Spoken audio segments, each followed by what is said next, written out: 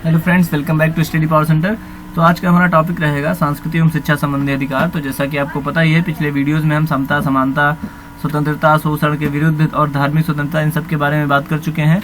तो आज का टॉपिक रहेगा जो कि रहेगा सांस्कृतिक और शिक्षा संबंधी अधिकार। तो अगर आपने इसके पहले के वीडियोज नहीं देखे हैं तो अभी जो है आपको डिस्क्रिप्शन बॉक्स में लिंक दे दिया गया है, उससे जाकर के आप देख सकते हैं। तो चलिए आज का जो है टॉपिक स्टार्ट करते हैं, आज का वीडियो स्टार्ट करते हैं।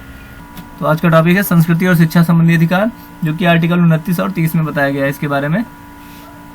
और आर्टिकल 29 की बात करें अगर, तो आर्टिकल 29 है अल्पसंख्यक वर्गों के हितों का संरक्षण, यानी कि जो अल्पसंख्यक वर्ग हैं उनको अधिकार होगा कि वो अपने हितों का, अब हितों का मतलब क्या होगा, हितों का मतलब ये होगा कि उनकी एक अपनी विशेष भाषा जो है, या उनकी जो एक विशेष लिपि है, या उनका जो एक विशेष कल्चर है, संस्कृति है, उसको बनाए रखने का उनको अधिकार होगा। और इसके साथ साथ एक बात और इसी आर्टिकल में बताई गई है, राज्य द्वारा पोषित या राजनिधि से सहायता पाने वाले जो शिक्षण संस्थान है, इनमें प्रवेश जो होगा वो किसी भी नागरिक को केवल धर्म, मूलवंश, जाति या भाषा के आधार पर इससे वंचित नहीं किया जा सकता। यानी कि जो राज्य के द्वारा या राजनिधि से जो सहायता पाने वाले जो शिक्षण संस्थान हैं, उनमें जो प्रवेश होगा, जो कोई भी व्यक्ति, जैसे कि आप इसमें प्रवेश पाना चाहते हैं, तो आपको जो है केवल धर्म की वजह से या मूल वंश की वजह से या फिर जाति की वजह से या भाषा की वजह से आपको इससे वंचित नहीं किया जा सकता, इसमें प्रवेश से वंचित नहीं किया जा सकता। ये इसी आर्टिकल में बताया गया है।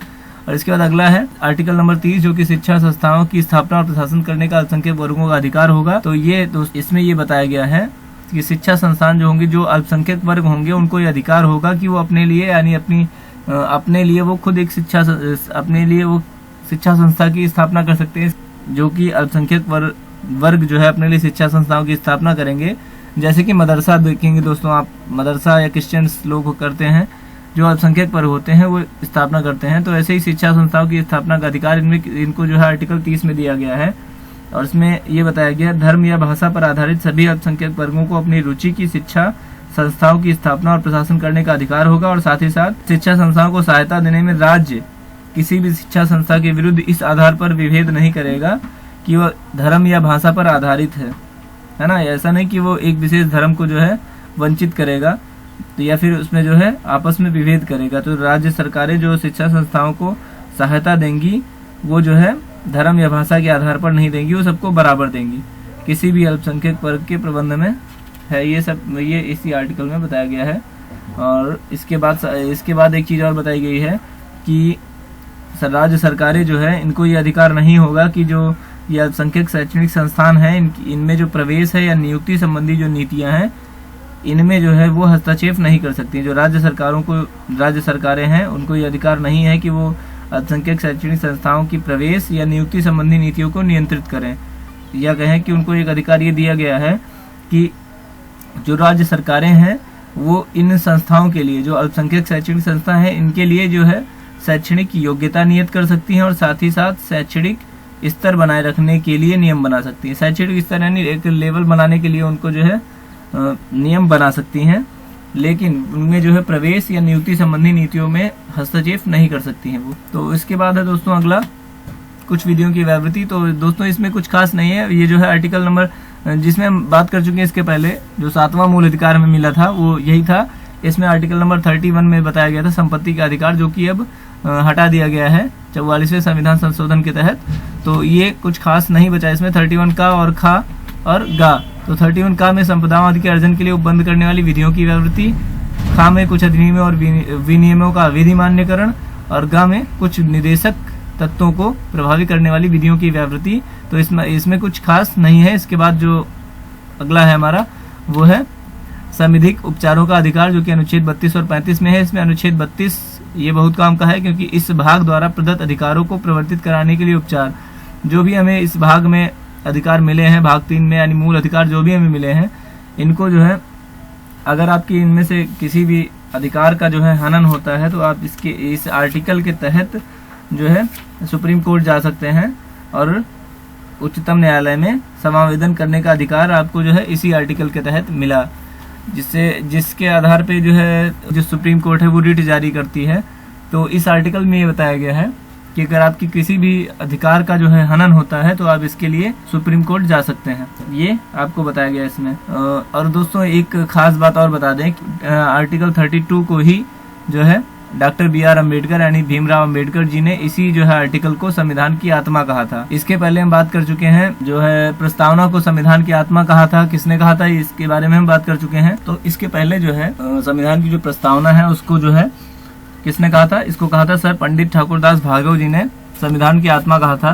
तो अगर आपसे पूछा जाए कि संविधान की आत्मा किसे कहते हैं तो आप बताएंगे प्रस्तावना को। लेकिन अगर आपसे ये पूछा जाए कि डॉक्टर भीमराव अंबेडकर जी के अनुसार संविधान की आत्मा जो है किसे कहा गया है, तो तब आप आर्टिकल 32 का जिक्र करेंगे। तो ये चीज एकदम स्पष्ट होनी चाहिए। तो यहाँ पे ये कंफ्यूजन होना था, इसीलिए मैंने जो है दोनों की चर्चा कर दी यहाँ पे।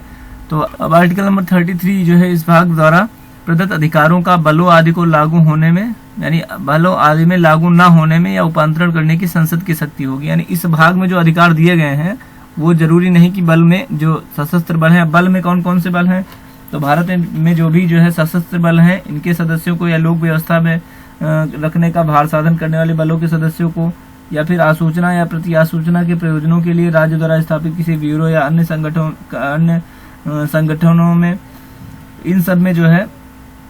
इन सब में जो ये अधिकार जो दिए गए हैं इनको जो है संसद जो है विधि द्वारा या अवधारण कर सकेगी कि इनमें से कौन कौन से अधिकार इन सबको देने हैं। यानी कि सभी अधिकार इनको प्राप्त नहीं रहेंगे, वो अपने अनुसार संसद तय करेगी। इसके बाद है आर्टिकल नंबर 34, जब किसी क्षेत्र में सेना विधि प्रवृत्त है तब इस भाग द्वारा प्रदत्त अधिकारों पर निर्बंधन, यानी कि जब किसी क्षेत्र में सेना जो है वो तैनात रहेगी विधि के द्वारा, तब इस भाग में जो अधिकार प्रदत्त किए गए हैं इन पर जो है कुछ रिस्ट्रिक्शंस लगी रहेंगी, इनमें से कुछ अधिकारों पर रोक लगी रहेगी। तो हम बात कर ही चुके हैं इसके पहले जो दो ऐसे आर्टिकल्स हैं। कौन कौन से आर्टिकल, जो है ऐसे जो आर्टिकल्स हैं उनको जो है निरस्त कभी नहीं किया जा सकता। तो कौन कौन से आर्टिकल्स हैं वो, तो आर्टिकल्स वो थे 20 और 21, यानी कि जब किसी भी क्षेत्र में सेना विधि द्वारा प्रवृत्त है तो इस भाग द्वारा जो अधिकार है उन पर जो है रिस्ट्रिक्शंस लग जाएंगे। लेकिन आर्टिकल नंबर 20 और 21 इस पर कभी भी रोक नहीं लगेगी। इसके बाद बात करें आर्टिकल नंबर 35 की, तो इस भाग के उपबंधों को प्रभावी करने के लिए विधान, तो ये संसद को शक्ति है कि जो उपबंध है इनको प्रभावी करने के लिए जो भी विधान है वो संसद को यह शक्ति होगी कि लेकिन संसद को तो शक्ति होगी लेकिन राज्य के विधानमंडल को शक्ति नहीं होगी, वह इन विषयों पर कानून बना सकती है। इसके बारे में इस आर्टिकल में बताया गया है। यानी कि 32 में बताया गया है कि जो आर्टिकल्स हमें मिले हैं इनमें से किसी भी आर्टिकल का अगर हनन होता है या इसको जो है हमें वंचित किया जाता है तो आप जो है सुप्रीम कोर्ट जा सकते हैं, और सुप्रीम कोर्ट जो है रिट जारी कर सकती है। और 33 यानी 33 में बताया गया है कि जो अधिकार हमें प्राप्त है इनको बलों आदि में लागू न होने में या फिर उपांतरण करने की संसद की शक्ति, यानी कि जो सशस्त्र बल हैं, जो ब्यूरो हैं, इन सब में जो है कुछ अधिकार नहीं लागू होंगे, और ये कौन तय करेगा, संसद तय करेगा अपने अनुसार। और इसके बाद 34 में जब किसी क्षेत्र में सेना तैनात है विधि द्वारा प्रवृत्त है तब इस भाग है कुछ अधिकारों पर रिस्ट्रिक्शंस लग जाएंगे जो अधिकार दिए गए हैं। और इसके बाद 35 में जो है इस भाग के उपबंधों को प्रभावी करने के लिए विधान, जो भी संसद चाहे उसमें जो है सुधार कर सकती है, ये इसमें बताया गया है। तो ये थे दोस्तों भाग 3 मूल अधिकार के बारे में विशेष चर्चा, या अंतिम वीडियो है इसमें। अब कल से हम बात करेंगे भाग 4 की। इस वीडियो में आपसे बात की गई किसके बारे में, तो सबसे पहले तो सांस्कृतिक एवं शिक्षा संबंधी अधिकार और संवैधानिक उपचारों का अधिकार, इन दोनों की बात इसमें जो है हो चुकी है। तो वीडियो आपको कैसा लगा कमेंट बॉक्स में जरूर बताएंगे। अच्छा लगा तो लाइक करेंगे, शेयर करेंगे और चैनल को सब्सक्राइब करेंगे, और इसके साथ साथ बेल आइकन पर प्रेस कर देंगे जिससे कि आने वाली वीडियोस की नोटिफिकेशन आपको मिलता रहे। तो वीडियो कैसा लगा ये जरूर बताएंगे, और दोस्तों वीडियो में साथ बने रहने के लिए धन्यवाद।